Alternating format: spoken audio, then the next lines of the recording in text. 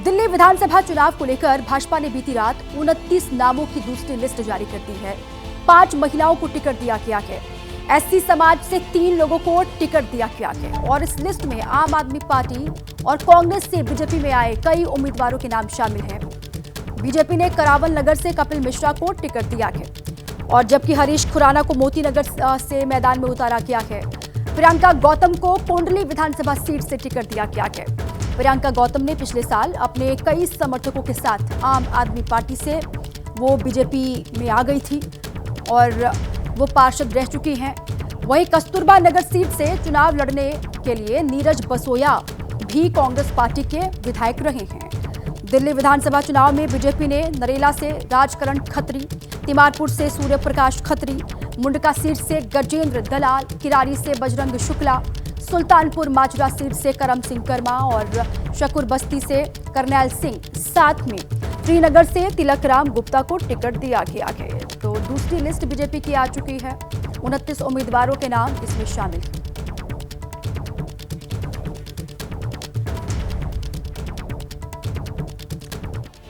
दिल्ली के पूर्व मुख्यमंत्री मदन लाल खुराना के बेटे और दिल्ली बीजेपी के प्रवक्ता हरीश खुराना मोतीनगर से उम्मीदवार घोषित किए गए हैं। हरीश खुराना इस बार बीजेपी की जीत का दावा कर रहे हैं। हरीश खुराना जी खुद मौजूद हैं।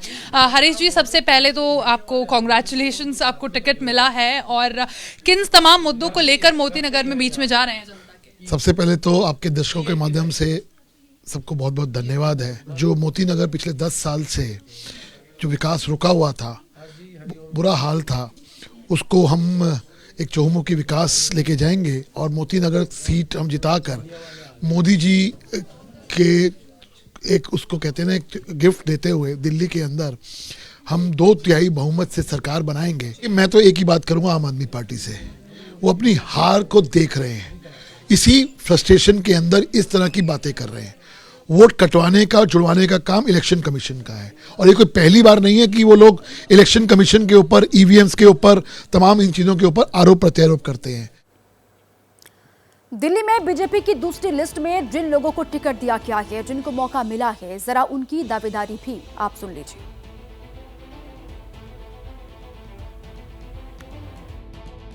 मोदी जी का, गृह मंत्री जी का, हमारे अध्यक्ष जी का और हमारे सांसद जी का ये चुनाव हम जीतने जा रहे हैं। करावल नगर में एक बड़ी जीत भारतीय जनता पार्टी की होने जा रही है। सामने दिखाई दे रहा है अरविंद केजरीवाल की जो मिस गवर्नेंस है, करप्शन है, उससे दिल्ली के लोग नाराज हैं और जिस प्रकार के आरोप प्रत्यारोप, डर, जिस प्रकार की बातें अरविंद केजरीवाल कर रहे हैं, उससे उनके चेहरे पे हार दिखाई दे रही है। प्रचंड विजय भारतीय जनता पार्टी की, इस बार भगवा लहराएगा दिल्ली की विधानसभा में। कोंडली विधानसभा से टिकट देकर जो मुझ पर विश्वास किया है, मैं उनके हमेशा आभारी रहूंगी और इस बार 29 साल बाद कोंडली विधानसभा की जीत पहली बार जिताकर उनकी झोली में डालने का काम करके उनके हाथों को मजबूत करूंगी। कुलदीप को दोबारा टिकट दिया है। कुलदीप से हमारे क्षेत्र की जनता रुष्ट है। कुलदीप ने किसी समाज का यहाँ पे मान सम्मान नहीं रखा। कुलदीप हमारी विधानसभा में भी नहीं रहते हैं। उनको वापस मंडावली भेजने का इस बार प्रोग्राम है कि हमारी टक्कर नहीं है, एक तरफा जीत है और भारी बहुमत से हम कोंडली विधानसभा की सीट जीत कर दिखाएंगे। दिल की गहराइयों के साथ हार्दिक धन्यवाद देता हूँ कि जो उन्होंने कस्तूरबा नगर के लिए मुझे चुना। पब्लिकली सबको पता है कि केजरीवाल से ज्यादा भ्रष्ट कोई नहीं है। शराब घोटाला हो, स्कूल घोटाला हो, शीश महल घोटाला हो, सारे घोटालों में केजरीवाल सरकार को भाजपा ने एक्सपोज किया। लोगों के बीच में हम इसी नारे के साथ जाएंगे कि भ्रष्ट सरकार को हमें हटाना है और मोदी जी की सरकार दिल्ली में बनानी है। डबल इंजन की सरकार दिल्ली का विकास करेगी। तो दिल्ली विधानसभा चुनाव को लेकर बीजेपी की दूसरी लिस्ट आ चुकी है। 29 उम्मीदवारों के नाम हैं। करावल नगर से कपिल मिश्रा को टिकट दिया गया है। मोतीनगर सीट से हरीश खुराना, नरेला से राजकरण खत्री, मुंडका से गजेंद्र दलाल, किरारी सीट से बजरंग शुक्ला और तिलक नगर से श्वेता सैनी को मौका दिया गया है। ये पूरी सूची आपको हम दिखा रहे हैं। 29 उम्मीदवारों की दूसरी सूची है। कुल 58 उम्मीदवारों का ऐलान बीजेपी ने कर दिया है। 12 सीट पर सस्पेंस बरकरार है। चांदनी चौक से सतीश जैन, पालम से कुलदीप सोलंकी, नजफगढ़ से नीलम पहलवान, शफूर बस्ती से करनैल सिंह, तुगलकाबाद से जिनको मैदान में उतारा गया है उनका नाम भी आपने देखा, सदर बाजार से मनोज कुमार जिंदल, द्वारका से प्रद्युम्न राजपूत, त्रिनगर से तिलक राम गुप्ता, उत्तम नगर से पवन शर्मा, लक्ष्मी नगर से अभय वर्मा को टिकट दिया गया है। और ओखला की लड़ाई देखिए, मनीष चौधरी और अमानतुल्लाह खान के बीच में आम आदमी पार्टी के विधायक भी हैं। एक बार फिर से उनको मैदान में आपने उतारा है, दोनों के बीच में यहां पर मुकाबला होना है। मोती नगर में हरीश खुराना, शिवचरण गोयल आम आदमी पार्टी, कांग्रेस से राजेंद्र नामधारी, ये तीनों मैदान में उतरे हुए हैं, आम आदमी पार्टी, कांग्रेस और बीजेपी से। और कोंडली की सीट से बीजेपी से प्रियंका गौतम, आप से कुलदीप कुमार और कांग्रेस पार्टी से अक्षय कुमार मैदान में हैं। तीनों ही ताल ठोक रहे हैं और तीनों के बीच में यहां पर भी कोंडली सीट पर सियासी संग्राम देखने के लिए मिलेगा। अब आगे बढ़े और बात दिल्ली के चुनाव में झुग्गी पॉलिटिक्स की। दिल्ली में 750 झुग्गी बस्तियां हैं जिनमें करीब 15 करोड़ वोटर रहते हैं, जो दिल्ली के कुल वोटर का 10% है। हर पार्टी इनको लुभाने में जुटी हुई है। कल झुग्गी बस्तियों के प्रधानों को गृह मंत्री अमित शाह ने संबोधित किया। आज अरविंद केजरीवाल एक्शन में है। बड़ी खबर यह है कि आज केजरीवाल ने झुग्गी बस्ती से प्रेस कॉन्फ्रेंस करने का ऐलान किया है। केजरीवाल का दावा है कि वो उस झुग्गी बस्ती से प्रेस कॉन्फ्रेंस करेंगे जिनको तोड़ने का प्लान चुनाव के बाद केंद्र सरकार ने किया है। झुग्गी बस्तियों के प्रधान से कल मिले थे अमित शाह और आज झुग्गी बस्ती से अरविंद केजरीवाल जवाब देंगे केंद्रीय गृह मंत्री अमित शाह को। झुग्गी बस्ती से प्रेस कॉन्फ्रेंस केजरीवाल करेंगे और ये कहा जा रहा है कि उस बस्ती से प्रेस कॉन्फ्रेंस करेंगे अरविंद केजरीवाल जिनको तोड़ने का प्लान चुनाव के बाद केंद्र सरकार ने बनाया है।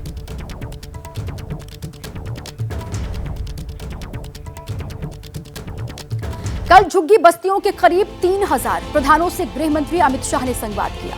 उन्हें भरोसा दिलाया कि झुग्गी बस्ती में रहने वालों की हर समस्या का समाधान होगा। अपने भाषण में केजरीवाल की सरकार पर अमित शाह ने कई सवाल उठाए। दिल्ली की राजनीति में किसी को शक नहीं है कि आम आदमी पार्टी को सबसे ज्यादा वोट की ऑक्सीजन इन्हीं झुग्गी बस्तियों से मिलती है, जहां उसका कोर वोटर है। इसलिए दिल्ली बीजेपी के नेताओं ने पहले से झुग्गी दौरा शुरू कर दिया था। गंदी नालियों और कचरे के ढेर दिखाकर केजरीवाल से सवाल पूछना शुरू कर दिया था। झुग्गियों की वोट पॉलिटिक्स में गृह मंत्री अमित शाह ने भी एंट्री ली। बीजेपी ने एक बड़ा कार्यक्रम रखा जिसमें अमित शाह आए और केजरीवाल पर खूब बरसे। भाइयों बहनों, ये झूठ बोल रहे हैं कि नरेंद्र मोदी सरकार आएगी तो गरीब कल्याण की योजनाएं बंद कर देगी। मोदी जी ने कह दिया है, मैं भी आज कहकर जाता हूं, हमारी भाजपा सरकार बना दीजिए, एक भी गरीब कल्याण की योजना बंद नहीं होने वाली है।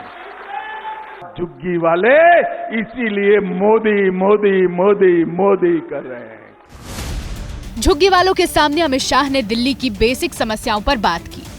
अमित शाह ने दिल्ली के प्रदूषण से लेकर बारिश के बाद बस्तियों में भरने वाले पानी तक को लेकर हमले किए। केजरीवाल जी, क्या हुआ? दिल्ली में बारिश में पानी इतना भर गया, 30 लोगों की मौत हुई। दिल्ली को प्रदूषण मुक्त करने वाले थे, हर दूसरे बच्चे के फेफड़े पर असर पड़ रहा है। दिल्ली में इस वक्त छोटी बड़ी 750 झुग्गियां हैं। अनुमान के मुताबिक इनमें 15 लाख रजिस्टर्ड वोटर्स हैं। दिल्ली की सियासत में झुग्गियों की ताकत क्या है, समझ सकते हैं। 2015 में आम आदमी पार्टी को झुग्गी बस्तियों के 66% वोट मिले थे, जबकि बीजेपी को 21%। लेकिन 2020 में आम आदमी पार्टी को 61% ही वोट मिले, यानी 5% कम मिले। वहीं बीजेपी के वोट 21 से बढ़कर 33% हो गए। पूरे 12% का फायदा हुआ। इन आंकड़ों से दोनों की पार्टियों के झुग्गी प्रेम की वजह साफ समझ आ जाती है। अमित शाह ने जो हमले किए उस पर अरविंद केजरीवाल ने भी जवाब दिया है। आज अमित शाह जी ने मुझे और दिल्ली वालों को बहुत गालियां दी, झुग्गी वालों को बहुत झूठ बोले। इसका जवाब दिल्ली के लोग चुनाव में देंगे। केजरीवाल ने इसी के साथ ऐलान भी किया कि वो भी दिल्ली की एक झुग्गी बस्ती में जाकर प्रेस कॉन्फ्रेंस करेंगे और सबूतों के साथ बीजेपी का पर्दाफाश करेंगे। दिल्ली चुनाव में बीजेपी आम आदमी पार्टी पर शीश महल को लेकर भी आक्रामक है, तो आम आदमी पार्टी ने भी वोटर लिस्ट को लेकर बीजेपी पर हमला बोला। बीजेपी पर वोट घोटाले का आरोप लगाते हुए अरविंद केजरीवाल ने चुनाव आयोग को एक चिट्ठी भी लिखी। संजय जी ने जो खुलासा किया है वो बहुत ज्यादा चौंकाने वाला है। भारतीय जनता पार्टी चुनावी फ्रॉड करके चुनाव जीतना चाहती है। यूपी बिहार वालों पे सितम और घुसपैठियों पे करम, एक कट्टर ईमानदार ये जुर्म नहीं। नई दिल्ली सीट पर वोटर लिस्ट में धांधली के आरोपों पर केजरीवाल के बाद संजय सिंह भी हमलावर हैं।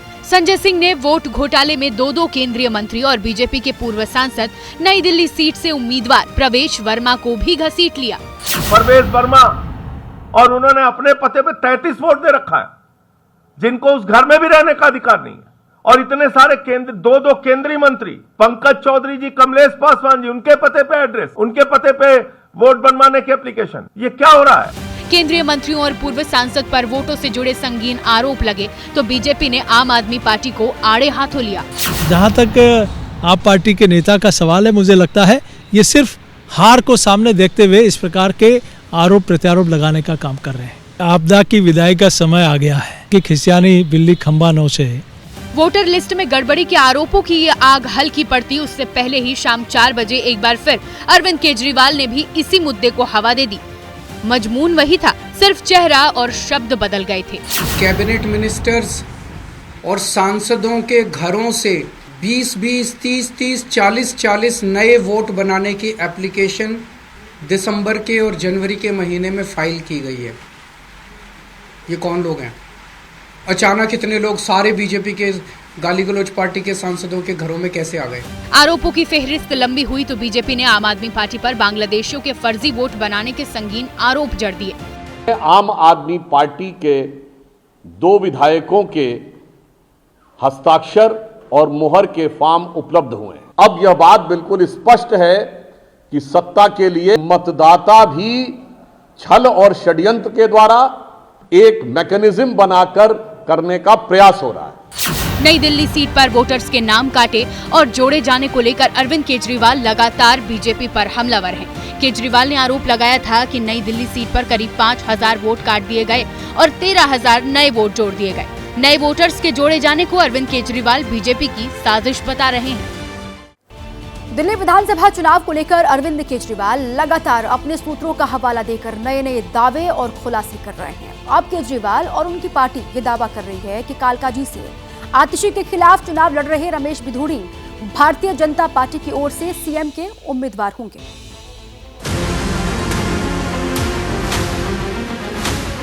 दिल्ली में बीजेपी का सीएम उम्मीदवार तय, रमेश बिधूड़ी होंगे बीजेपी के सीएम कैंडिडेट। केजरीवाल के बीजेपी वाले सूत्रों की खबर। बीजेपी भले न बताए कि दिल्ली चुनाव में उसने अपना दूल्हा क्यों नहीं अनाउंस किया, बीजेपी भले न बताए कि दिल्ली में जीत गई तो उसका मुख्यमंत्री कौन होगा, लेकिन अरविंद केजरीवाल का दावा है उन्होंने बीजेपी के अंदर की खबर खोद कर निकाल ली है। केजरीवाल ने कहा कि बीजेपी के अंदर उनके बहुत से खबरी हैं। उन्हीं ने बताया है कि बीजेपी के सीएम कैंडिडेट रमेश बिधूड़ी होंगे। ऐसा बताया जा रहा है सूत्रों के मुताबिक कि 1-2 दिन में औपचारिक रूप से रमेश बिधूड़ी जी के नाम का ऐलान कर दिया जाएगा। बीजेपी की सीईसी मीटिंग जिसमें मोदी, शाह, राजनाथ है, वहां से खबर निकलवाने का दावा किया है केजरीवाल ने।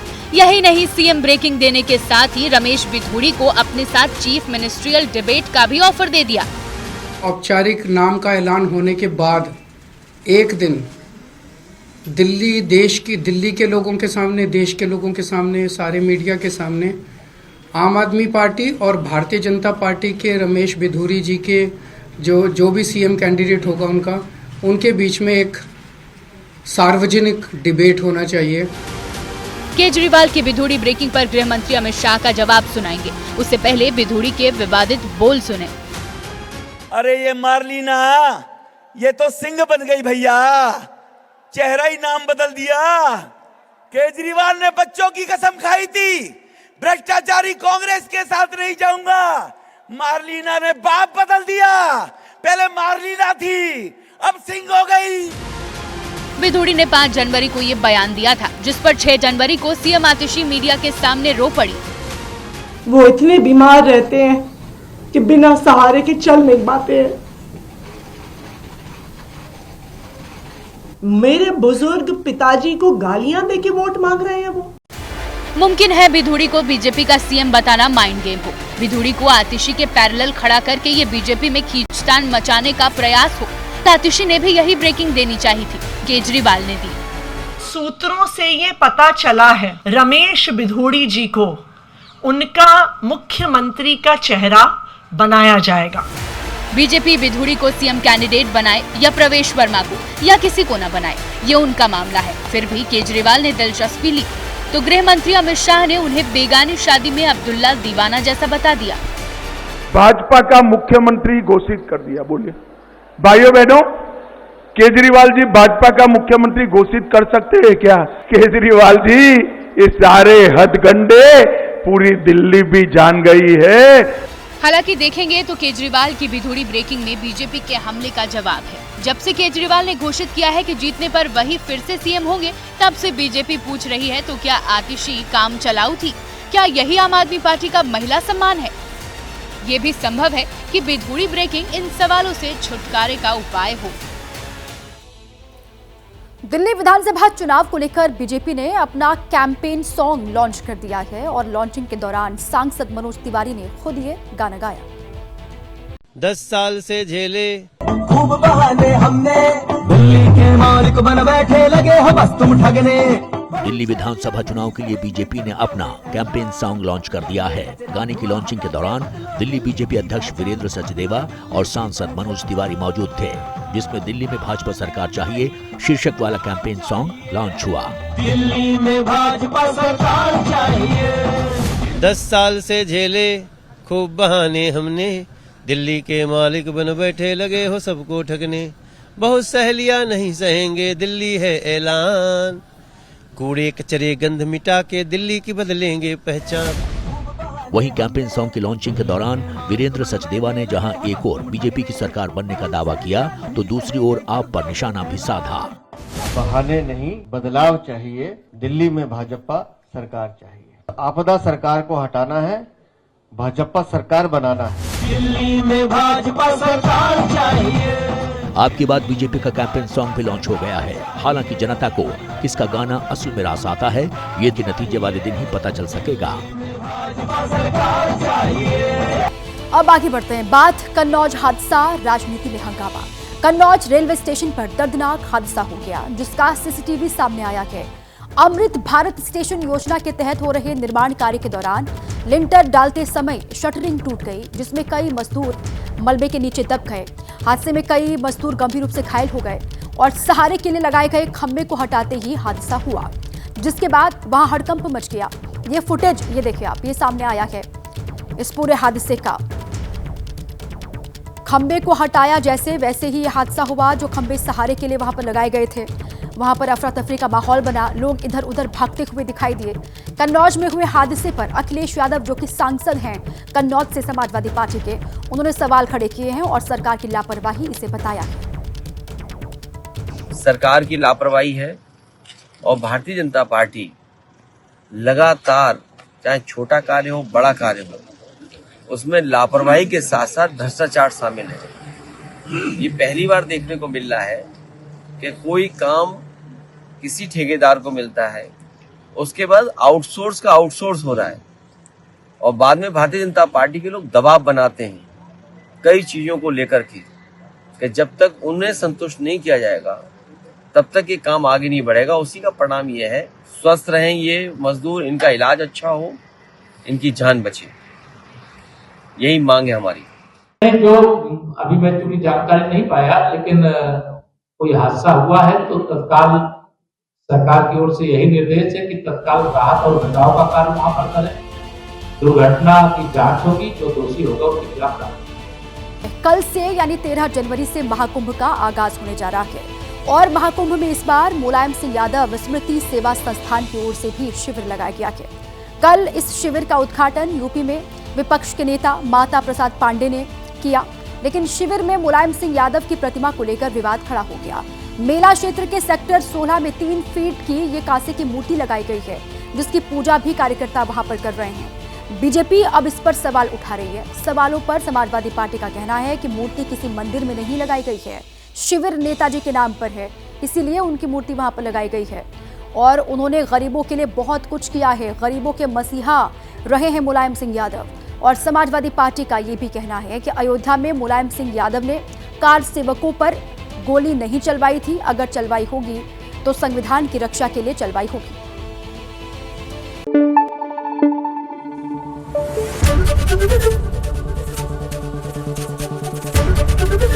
एबीपी न्यूज आपको रखे आगे।